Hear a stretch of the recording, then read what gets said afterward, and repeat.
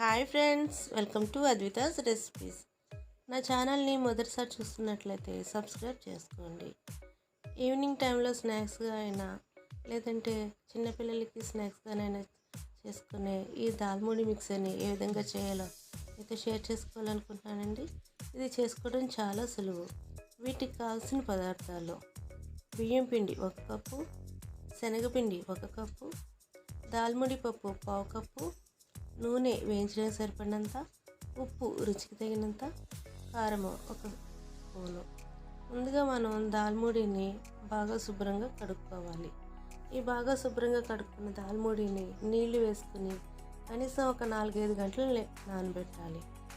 ఆ తర్వాత మనం ఒక గిన్నెలోకి శనగపిండిని, అదేవిధంగా బియ్యం పిండిని, అందులో రుచికి తగినంత ఉప్పు, కొంచెం ఎల్లో కలర్ ఫుడ్ కలర్ వేసుకొని వీటిని బాగా కలుపుకొని నీళ్ళను బాగా కొంచెంగా వేసుకుంటూ దీనిని మనం బాగా ఒత్తుకోవాలి.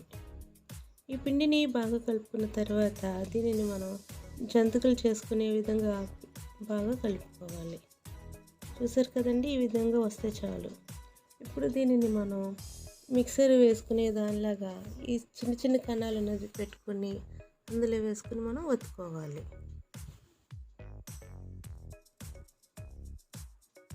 ఈ చిన్ని కణాలు ఉన్నవి వేసుకుని మనం సన్నని కారపూసలు చేసుకోవాలి.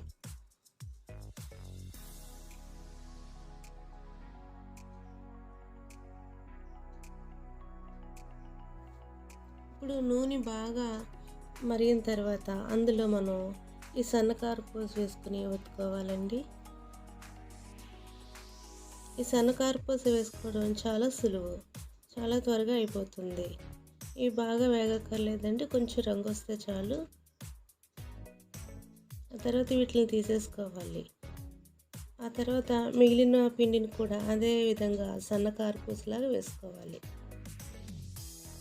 ఇది నూనె కూడా ఎక్కువ పీల్చుదండి ఈ సన్న కారపూస. చూసారు కదండి, ఇది నూనె కూడా అదే రంగులో ఉంది, రంగు కూడా మారలేదు. ఇప్పుడు మనం మంటని కొంచెం హై ఫ్లేమ్లో పెట్టి అందులో ఈ దాల్ముడి పప్పుని వేసుకోవాలి. మొదట 5 నిమిషాలు ఈ హై ఫ్లేమ్ మీద ఉండాలండి. తర్వాత దానిని మీడియం ఫ్లేమ్లో అడ్జస్ట్ చేసుకొని దానిని అలా కంటిన్యూస్గా తిప్పుతూనే ఉండాలి. మనకి ఈ మిక్సర్ యొక్క రుచి అంతా మనం ఈ దాల్ముడి పప్పుని వేయించుకోవడంలోనే ఉంటుందండి.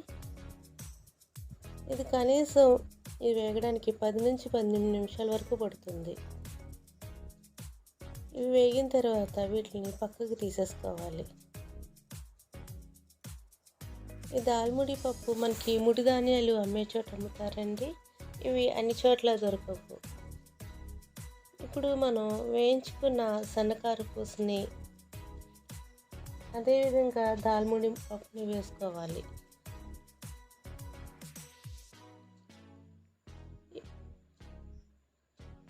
ఇప్పుడు ఈ రెండిటిని మనం బాగా కలుపుకోవాలి.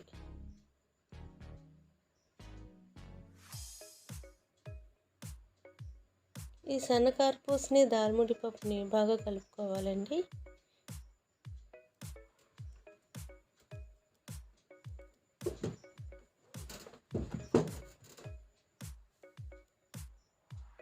ఈ సన్నకారపూస అదేవిధంగా దాల్ముడి పప్పు కలుపుకున్న తర్వాత ఆ క్వాంటిటీని బట్టి మనం ఉప్పు, కారము వేసుకుని కలుపుకోవాలి. అంతేనండి, ఎంతో రుచికరమైన ఈ దాల్ముడి మిక్సర్ని మీరే ఇంట్లో ట్రై చేసుకోవచ్చు. ఇవి చాలా రుచిగా కమ్మగా ఉంటాయండి. కాబట్టి మీరు కూడా ఇంట్లో తప్పకుండా ట్రై చేయండి. ఇది చాలా బాగుంటుంది. నా వీడియో కనుక మీకు నచ్చినట్లయితే లైక్ చేయండి, షేర్ చేయండి, కామెంట్ చేయండి, సబ్స్క్రైబ్ చేసుకోవడం మర్చిపోకండి. Thanks for watching.